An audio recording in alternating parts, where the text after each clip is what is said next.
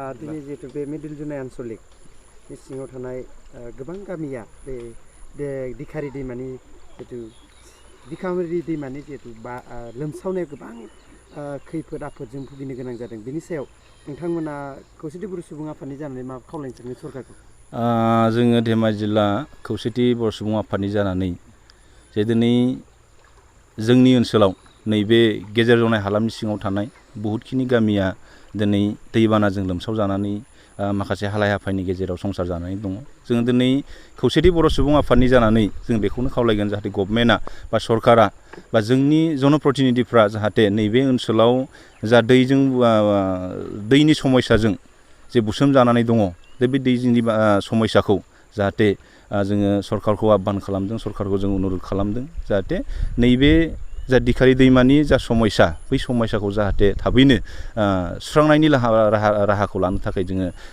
खावलायगासिनो दङ। दिनै बेवहाय जोंनि गेजेराव गेजेरजनाय दख'रा दुलार बर' फरायसा आफादाबो फैनानै जे रायजोनि माखासे समस्याफोरखौ बिथांमोना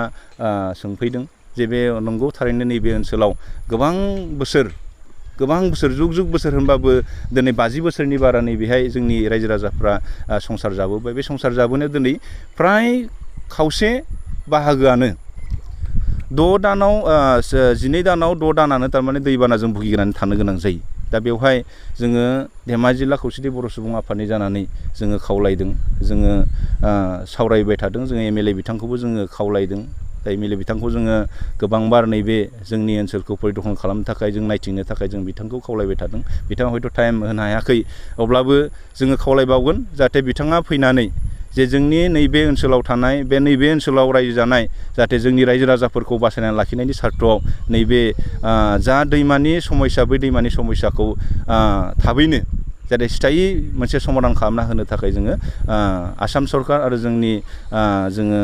जोंनि बिजाथिफोरखौ जों खौसेथि बर' सुबुं आफादनि जानानै जों बिथांमोनखौ खावलायबाय थादों। आरो बे समाव बे दैमानि होबथानाय राहाया मा दं? दा बेखौ होबथानो थाखाय नैबे समावथ' होबथानायनि खुनु राहा गैया। नैबे समाव होबथानायाबो गोरलै खोथा नङा। एक्सुवेलि जोङो बेखौ जेब्ला मेसें सम जायो, जेब्ला दैया रानलाङो, बे रानलांनाय बोथोराव बा मेसें बोथोराव जोङो जानुवारि फेब्रुवारि दानाव जोङो मोनसे गिदिर माथावरि जुदि निर्माण खालामोबा बा माथावरि जुदि जों मोनसे होनो हायोब्ला माने जों नैबे माबाखौ जाहाथे जों रैखा खालामनो हानाय अबस्था जागोन आरोखि। जिहेतु मिडिल जुनाय आन्चलिक जिहेतु अन्तर्गत जिहेतु मादैमान दिखारि नदী এই অঞ্চলৰ বহুত ৰাইজৰ যিহেতু সুবিধাৰ সন্মুখীন হৈছে, তাৰ বিষয়ে আপুনি চৰকাৰক কি আহ্বান জনাব? সেইখিনি আমাৰ জামুগুৰিলৈ সেইখিনি অঞ্চলৰ 28খনমান গাঁও সেইখিনি এৰিয়াত আছে। সেইখিনি বহুদিনৰ পৰাই এই দিখাৰি নৈৰ জ্বলন্ত সমস্যাত ভুগি আছে। আমি চৰকাৰক অনুৰোধ জনাইছোঁ যে এই বানপানীৰ সমস্যা, এই দিখাৰি নদীৰ যি সমস্যা, এই সমস্যাটো যাতে চৰকাৰে অতি শীঘ্ৰে সমস্যাবোৰ যাতে স্থায়ী সমাধান কৰিবৰ কাৰণে আমি গভৰ্ণমেণ্টক অনুৰোধ জনাই আছোঁ। এমএলএ ডাঙৰীয়াক আমি অনুৰোধ কৰিছোঁ যাতে এমএলএ ডাঙৰীয়াই আহি এই অঞ্চলত যাতে আহি পেলাই পৰিদৰ্শন কৰি যাতে এই সমস্যাবোৰ সমাধান কৰিবৰ কাৰণে যাতে চেষ্টা কৰে, সেইটো আমি অনুৰোধ জনাইছোঁ। কি বস্তু কিহৰ পৰা আপোনালোকে এইটো নদী বা সমস্যাৰ পৰা আপোনালোকে বাচিব পাৰিব? ৰাস্তা কি ৰাস্তা আছে? তো আমি এইটো সমস্যাৰ পৰা বাচিব হ'লে সেইটো নিশ্চয় আপোনালোকে দেখিছে যে 6-7 বছৰমান সেইখিনি জেগা খুব ধুনীয়া আছিলে এক সময়। যেতিয়া আমি চালোঁ যে দিখাৰি নদী এক সময় সেই চিকেৰ চেলেগৰ পৰা যদি মাথাউৰি এটা যদি ডাঙৰ এটা মাথাউৰি যদি নিৰ্মাণ কৰি নিদিয়ে, যদি নিৰ্মাণ কাৰ্য যদি হাতত নলয়, তেতিয়া এই অঞ্চলৰ যিখিনি ৰাইজ আছে, গাঁওসমূহ আছে, এই অঞ্চলৰ গাঁওসমূহখিনি নষ্ট হ'ব গৈ আছে। যাতে আমি অনুৰোধ কৰিছোঁ এই মাথাউৰিখন অতি শীঘ্ৰে তাৰমানে নিৰ্মাণ কৰি দিবৰ কাৰণে আমি এমএলএ ছাৰকো জনাইছোঁ। অসম গভৰ্ণমেণ্টকো আমি অনুৰোধ কৰিছোঁ যাতে এই অঞ্চলক বচাই ৰখাৰ স্বাৰ্থত যাতে অতি শীঘ্ৰে স্থায়ী সমাধান কৰিবৰ কাৰণে আমি অনুৰোধ জনাইছোঁ। যোৱাকালি যিটো ৰাতি 3টামান বজাত যিটো বৰষুণ এই বৰষুণে দিকাৰী নদী যেতিয়া আজি পুৱাই আমি দেখিব পাইছোঁ যে জামুগুৰি 1 নং 2 নং আৰু 3 নং জামুগুৰি লগতে 1 নং উলনি 2 নং উলনি আৰু উলনি মাছগাঁও উলনি জয়পুৰ লগতে বগৰী চাপৰি বিভিন্ন আমাৰ যিবোৰ আমাৰ এই বানপৰীয়া এই গাঁওসমূহ এই গাঁওসমূহ বিভিন্ন মানে ক্ষতিগ্ৰস্ত হৈছে লগতে আমাৰ যিসমূহ ৰাতি 3টা মানৰ পৰাই আমাৰ পানীয়ে ঘৰত উপচি পৰাৰ লগে লগে বিভিন্ন হাঁহ কুকুৰাৰ পৰা ধৰি পিনে ইত্যাদি গৰু ছাগলীৰ পৰা ধৰি পিনে বিভিন্ন ক্ষতিগ্ৰস্ত হৈছে লগতে বিভিন্ন পানীয়ে উটুৱাই লৈ গৈছে লগতে তেনেকুৱা বিভিন্ন খৰিত আৰু তেনেকুৱা ধান খেতি পথাৰ নষ্ট কৰিবলগীয়া হৈছে নষ্ট হৈ গৈছে সেয়েহে আমি মিডল জনাই আঞ্চলিক কমিটি এপছৰ ফালৰ পৰা আমি দাবী জনাওঁ চৰকাৰক যে এই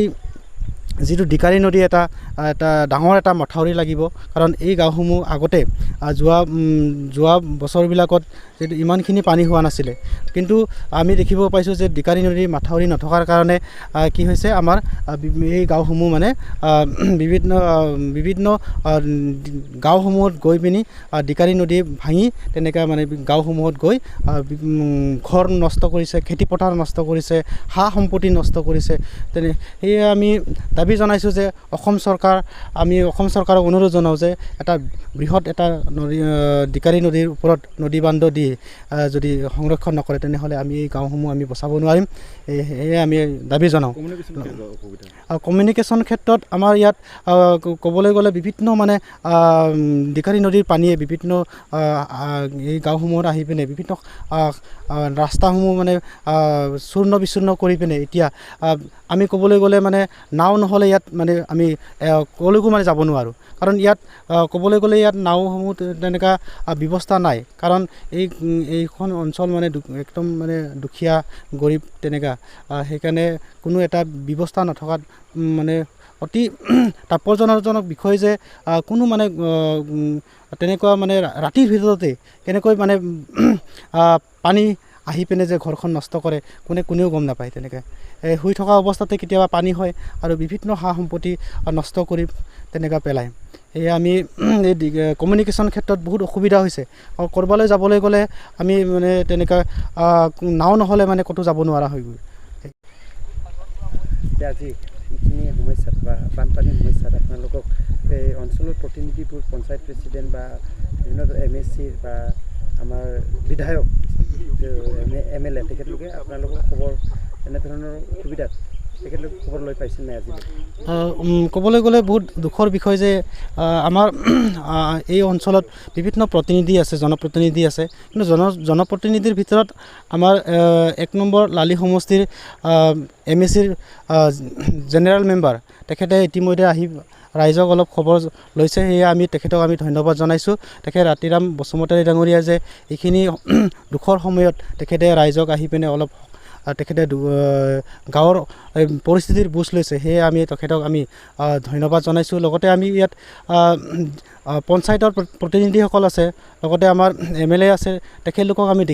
দেখিবলৈ পোৱা নাই এই আমি পঞ্চায়তৰ যিসমূহ আমাৰ প্ৰতিনিধিসকল আছে এই প্ৰতিনিধিসকলে অতি সোনকালে আহি ৰাইজৰ যি আৰ্তনাদ সেই আৰ্তনাদত ভুক্তভোগী পৰিয়ালক যাতে সুখ দুখৰ যাতে খবৰ লৈ বা তেখেতলোকক অলপ অনুদান দিয়ে এই আমি দাবী জনাওঁ যে অতি শীঘ্ৰে যিমান পাৰে সোনকালে এটা অনুদান দি পিনে ৰাইজক এই আৰ্তনাদৰ পৰা উদ্ধাৰ কৰে मिडिल जुनाय आनसलिक निथिङाव थानाय 1 नं जामुं ओनसोलाव गोबां जिहेतु दैनि जाथाय बा दैनि समस्या दं बे मा दैया नोंथांमोनखौ बेबायदि उसुबिदा खालामो दा बेवहाय जोंनो बुंनो थाङोब्ला नैबे दिखारि दैमा होननाय दं दा लखिफुथारनिफ्राय ओंखारबोयो बेयो लखिफुथारनिफ्राय फैनाय बे दिखारि दैमाया दिनै जोंनि नैबे 1 नं जामुगुरिजों लोगोसे 2 नं 2 नं उलुनि 1 नं उलुनि मलान मन्थान बिष्णुपुर जायखिजाया जानफार बिष्णुपुर बगरी सापुरि बदलपुर बिसिम बेयो एसे गोहोम खोख्लैहोयो दा बेनिखायनो जों दिनैसिम जोंनिफ्राय गोबां राजनिथि दैदेनगिरि बिथांमोनखौ दैथायहरदों दिनै गिबियाव आं बेखौ साबायखर बावग्रोनांगोन जोंनि लालि समस्थिनि मानव गेदेर GM मुस्रि राथिराम बसुमतारिया दिनै नैबे समाव लोमसावनाय समाव जोंखौ खबर लाफैदों जों गोजोननाय मोन्दों आरोबाव धेमाजि डिस्ट्रिक्ट UBPOनि गाहाय नेहाथारि मानजाथाव दिपांकर नार्जारि बिथाङाबो जोंजों नैबे समाव जोंनि खैफोदनि समाव खबर लाफैदों बिथांखौबो जों साबायखर थाबाय आरो जोंनि गेजेर जनाय आन्चलिकनि दुलाराय बर' फरायसा आफादनि गाहाय नेहाथारि गायदां बिथांमोनाबो आरो गावसोरनि बिथांमोननि सोद्रोमाफोरखौ लानानै नैबे समाव दैजों जोङो लोमसावनाय समाव जोंखौ खबर लाफैदों जों आसा फारिदों जे जोंनि जा दैथायहरजानाय राजनिति लिडारफोर दं दा जोंनाव पन्सायतनि रामदन्दिखारि पन्सायतनि आफादगिरि दं जोंनि ओनसोलनिनो रामदन्दिखारि पन्सायतनि काउन्सिलर दं दिनै बिथांमोनखौ जों जायगानि जानानै जोंनि सुखु दुखु समाव खबर लायोबा जों गोजोननाय मोनगौमोन नाथाय बिथांमोना दिनैसिम खबर लाफैयाखै आरो बे समाव बे दैया जिहेतु नोंथांमोनाव दैमानिफ्राय बाख्लायना फैनाय दै नंगौ बे माथावरि प्रटेक्सनफोर होयोबा नोंथांमोना बिदि दैमानि जाथायनिफ्राय बासिनो हागोन नामा बेखौ सिस्टेम होयोब्ला माबा मोनसे सुबिदा जागोन नामा नोंथां बेखौ जोङो सिगां जोंनि सानैसो दैदेनगिरिफ्रा जा MGNरेगानि थ्रुयैनो जा 10 लाख 15 लाख बेफोरबायदिनो मोनसे प्रटेक्सन गाइड बान होदोंमोन दा बेवहाय जोङो सिगां होनायाव एसे सेफटि जादोंमोन दा नाथाय एमाउन्टआ खम बिथांमोनाबो एसेबां गिदिरै खोनो हायाखै दा बेनिखायनो जों सानदों जे जोंनि दैदेनगिरिफोर राजनिति दैदेनगिरिफोर जोंनि ओनसोलनि दैदेनगिरिफ्रा जुदि बेफोरबायदि